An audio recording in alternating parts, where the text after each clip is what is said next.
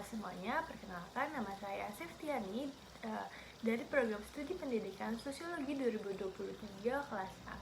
Jadi di sini saya ingin membahas tentang judul dampak perkembangan teknologi pembelajaran terhadap siswa dari keluarga menengah ke bawah. Kenapa saya mengambil tema tersebut?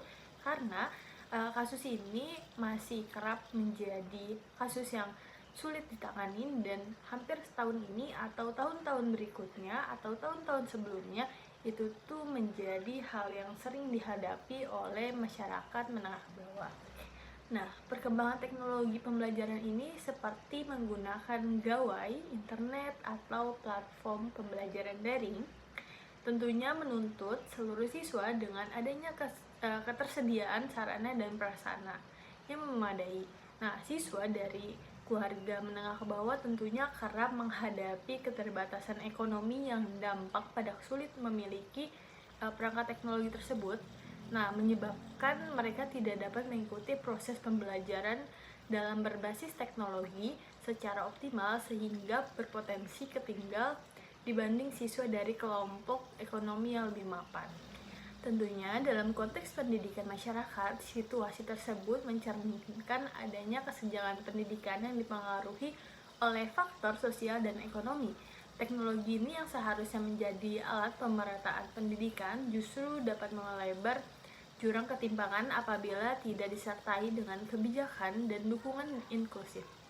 Nah, siswa dari keluarga menengah ke bawah tentunya tidak hanya menghadapi dari hambatan teknis saja, tetapi juga tekanan dari psikologis.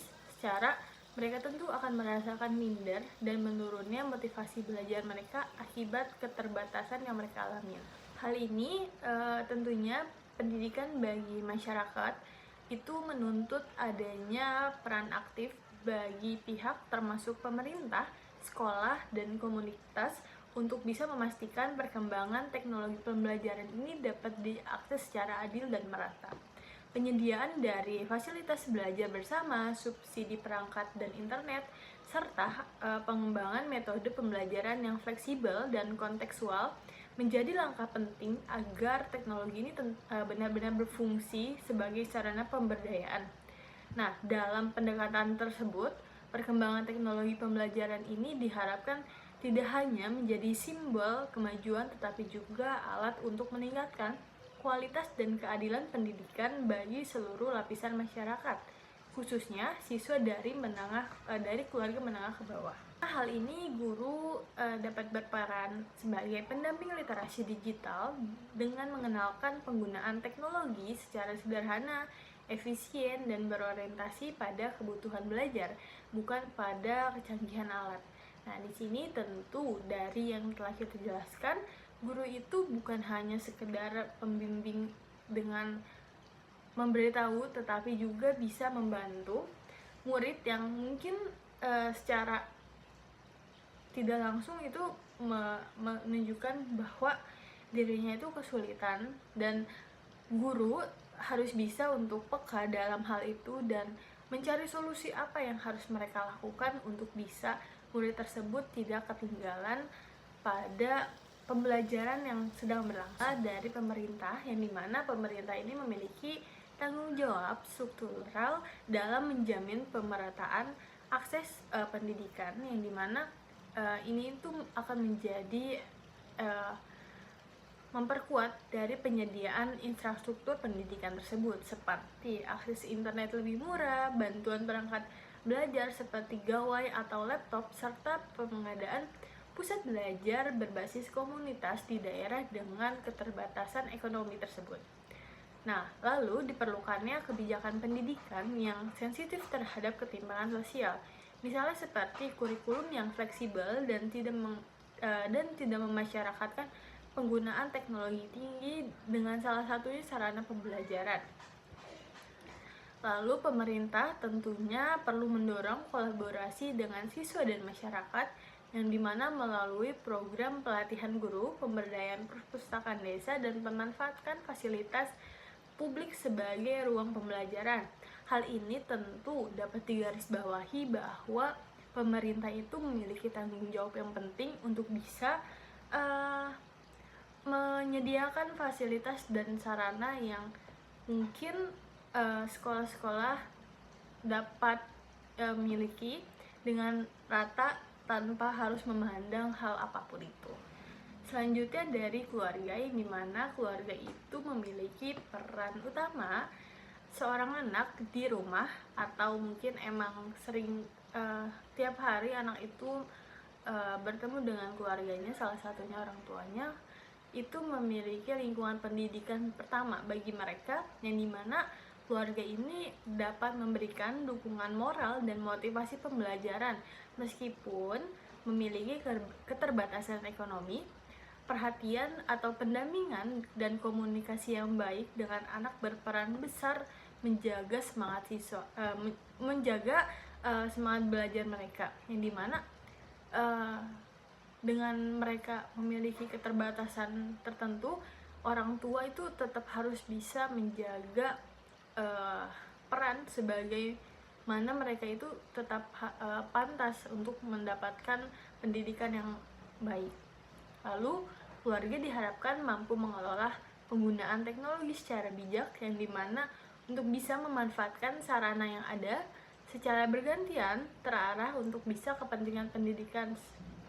Lalu, keluarga dapat menjalin kerjasama dengan sekolah dan lingkungan sekitar, seperti memanfaatkan fasilitas umum, belajar bersama, atau berbagi sumber daya dengan tetangga, komunitas tempat, seperti dengan guru juga.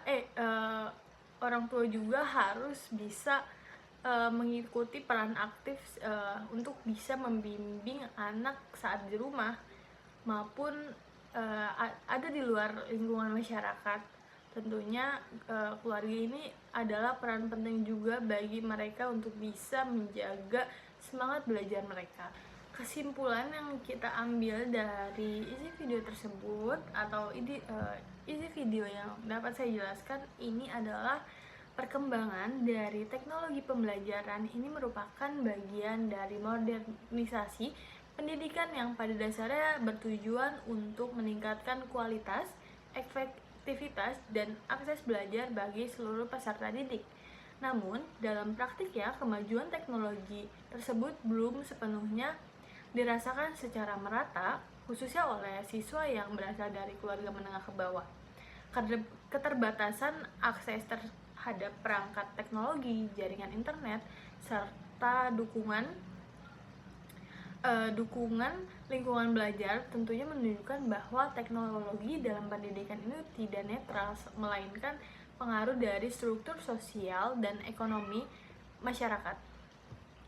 Nah, dalam perspektif sosiologi modern yang tadi saya sudah jelaskan, fenomena ini tentunya mencerminkan bagaimana pendidikan berbasis teknologi berpotensi memproduksi ketimpangan sosial apabila tidak disertai dengan kebijakan dan praktik yang inklusif.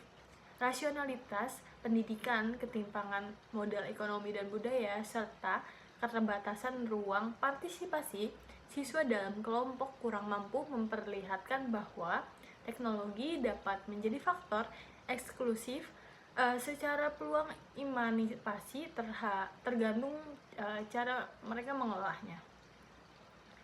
Oleh karena itu, diperlukan upaya bersama dari guru, pemerintah, dan keluarga untuk bisa mengatasi kesenjangan tersebut. Guru dituntut untuk bisa menerapkan pembelajaran yang adil dan adaptif.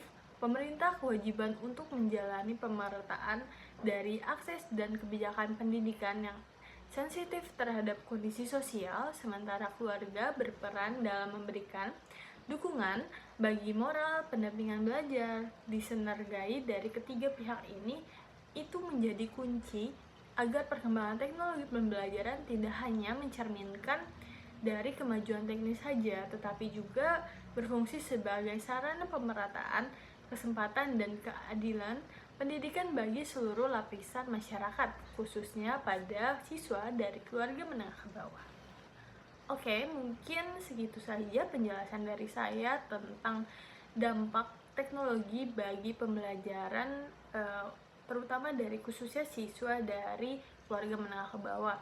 Tentu dari video ini diharapkan agar dapat menjadi solusi yang terbaik bagi kita sebagai calon guru atau mungkin yang mendengarkannya untuk berikutnya harus seperti apa. Sekian dari saya. Wassalamualaikum warahmatullahi wabarakatuh.